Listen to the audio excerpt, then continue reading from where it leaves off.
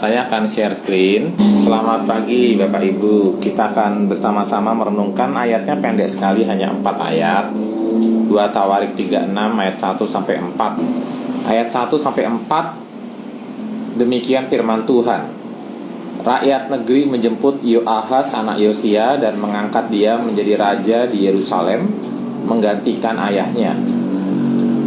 Ayat 2, Yoahas berumur 23 tahun pada waktu ia menjadi raja dan 3 bulan lamanya ia memerintah di Yerusalem.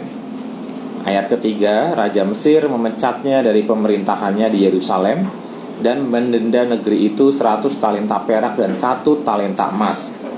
Yang keempat, ayat keempat, kemudian Raja Mesir itu mengangkat Elyakim saudara Yoahas menjadi raja atas Yehuda dan Yerusalem dan menukar namanya dengan Yoyakim. Masih di ayat keempat, tetapi Yoahas saudaranya itu ditawan oleh Neko dan dibawa ke Mesir. Saudara-saudara, kalau kita ingat, kemarin kisah kita diakhiri dengan Raja Yosia, raja yang saleh itu meninggal atau gugur di medan perang karena mencegat Raja Mesir ketika Raja Mesir berupaya untuk pergi melintasi negerinya, melintasi negeri Yehuda ya, untuk entah melawan, entah membantu kerajaan Asyur begitu. Nah, karena itu saudara-saudara, Raja Yosia gugur dan kemudian menimbulkan kesedihan yang luar biasa. Dan minggu lalu kita belajar bagaimana bahkan Yeremia pun sangat sedih sekali, meratap karena kehilangan seorang sosok raja yang sangat saleh, yang terakhir dalam sejarah Yehuda. Nah, akhirnya setelah Yosia itu meninggal, Yoahas, anak dari Yosia, diangkat oleh rakyat negeri Yehuda menjadi raja di Yerusalem menggantikan ayahnya. Kemarin ada seorang rekan guru yang tanya kepada saya, masa pemerintahannya hanya 3 bulan? Ya, Alkitab mengatakan demikian. Umur 23 tahun diangkat dan 3 bulan kemudian dia dipecat ya. Nah, kalau kita lihat di ayat 3, siapa yang memecat? Yang memecat Raja Mesir. Kita ingat kemarin Yosia kan mencoba mencegat Raja Mesir, tapi justru akhirnya sekarang Raja Mesir yang turut campur tangan dalam pemerintahan di Yerusalem karena berhasil membunuh Raja Yehuda. Nah, sekarang Raja Mesir lah yang mengatur urusan dalam negeri Yehuda. Ya, Raja Mesir bahkan memecat Yoahas penerus tahta itu, meskipun baru 3 bulan memerintah, dipecat dari pemerintahannya di Yerusalem. Nah, jadi kita melihat ironis sekali karena bangsa Yehuda sekarang diatur oleh orang Mesir, dan bahkan mereka didenda 100 talenta perak dan 1 talenta emas. Nah, kemudian bahkan Raja Mesir tidak hanya memecat, tapi Raja Mesir mengangkat Elyakim saudara Yoahas menjadi raja atas Yehuda dan Yerusalem dan menukar namanya dengan Yoyakim.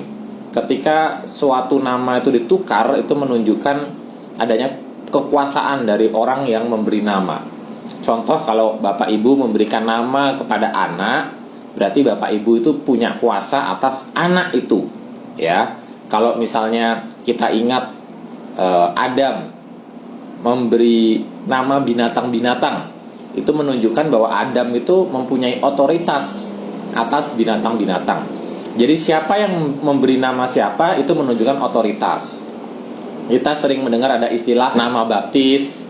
Nah, ketika seseorang itu mungkin diberikan nama baptis, entah oleh ayah baptisnya atau ibu baptisnya atau oleh pihak gereja, itu menunjukkan otoritas dari pihak yang memberi nama kepada seseorang. Jadi memberi nama itu menyatakan siapa yang berotoritas begitu ya. Nah, demikian juga ketika Raja Mesir itu menukar nama Elyakim dan memberikannya nama yang baru, itu menunjukkan otoritas Raja Mesir terhadap kerajaan Yehuda. Nah, tapi Yoahas saudaranya itu, Yoahas yang tadi dipecat tadi, ditawan oleh Neko dan dibawa ke Mesir. Saudara-saudara, jadi ini yang terjadi, akhir dari kerajaan Israel ya, mendekati akhir lah ya, mendekati akhir. Ternyata Israel itu dahulu di zaman Musa ya, dibawa jauh-jauh keluar dari perbudakan Mesir hanya untuk kembali menjadi pesuruh Mesir. Artinya kehidupan mereka kembali ke titik awal. Dulu mereka dibawa jauh-jauh dari perbudakan Mesir untuk menjadi bangsa milik Allah, umatnya Allah, mengikat perjanjian dengan Allah di Gunung Sinai. Kini mendekati akhir kerajaan Yehuda, karena kerajaan Yehuda akhirnya dihancurkan oleh Babel. Mendekati akhir-akhir kerajaan Yehuda, akhirnya ujung-ujungnya hanya kembali menjadi pesuruh Mesir. Dari perbudakan menuju perbudakan. Nah, kenapa bisa begitu? Kenapa mereka bisa kembali ke posisi kehidupan yang lama lagi? Kalau kita mengintip dalam Yeremia 25 ayat 3 sampai 4, Yeremia 25 ayat 3 sampai 4, ingat Nabi Yeremia melayani di zaman Yosia, melayani di zaman Yoahas ini. Melayani di zaman ketika Yehuda itu mendekati masa-masa akhir kerajaan itu. Nah, kita melihat Yeremia menulis demikian, sejak dari tahun yang ke-13 pemerintahan Yosia bin Amon. Sejak dari tahun ke-13 pemerintahan Yosia bin Amon, bapaknya Yoahas, ya, bapaknya Yoyakim, Raja Yehuda, sampai hari ini, sampai ketika Yeremia menulis Yeremia 25 ini, jadi sudah 23 tahun lamanya. Firman Tuhan datang kepadaku dan terus-menerus aku mengucapkannya kepadamu, kepada Yehuda. Tetapi kamu tidak mau mendengarkannya. Juga Tuhan terus-menerus mengutus kepadamu semua hambanya, yakni nabi-nabi. Tetapi kamu tidak mau mendengarkan dan memperhatikannya. Jadi saudara-saudara, apa yang menyebabkan akhirnya Yehuda kembali ada di bawah perbudakan Mesir? Karena mereka tidak pernah mendengarkan firman Tuhan, tidak mau mendengarkan dan memperhatikan firman Tuhan.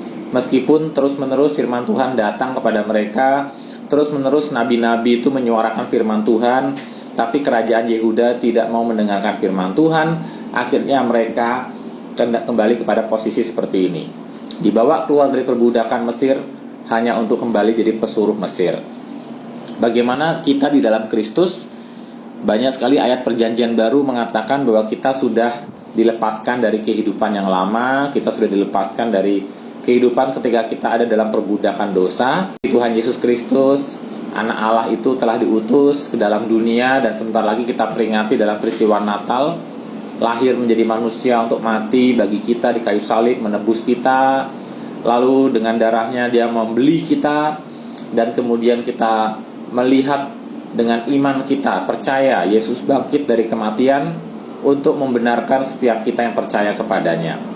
Roh Kudus memberikan iman kepada kita, dan Roh Kudus melahirbarukan kita. Semua yang percaya kepada Yesus adalah orang-orang yang telah mengalami kelahiran baru, harusnya. Nah, saudara-saudara, jadi sekarang kita sudah mendapatkan hidup yang baru. Paulus dan banyak rasul-rasul Tuhan Yesus mengingatkan agar kita menjalani kehidupan yang baru ini dalam kehidupan yang bersatu dengan Kristus, menanggalkan kehidupan yang lama, dan kemudian kita jangan lagi mau diperbudak oleh dosa. Kalau kita tidak mendengarkan firman Tuhan, maka nasib kita akan seperti kerajaan Yoahas, kerajaan Yehuda, di bawah pemerintahan Yoahas dan Yoyakim, yang pada akhirnya memerintah adalah kehidupan lama. Dari Mesir dibawa hanya untuk kembali ke Mesir. Demikian juga kita orang-orang Kristen yang tidak taat firman Tuhan, hanya dibawa dari perbudakan dosa kembali kepada perbudakan dosa. Biarlah firman Tuhan ini menjadi penolong kita untuk menjalani kehidupan kita, dan kita senantiasa membutuhkan anugerah Allah untuk memampukan kita melakukan apa yang Tuhan firmankan bagi kita.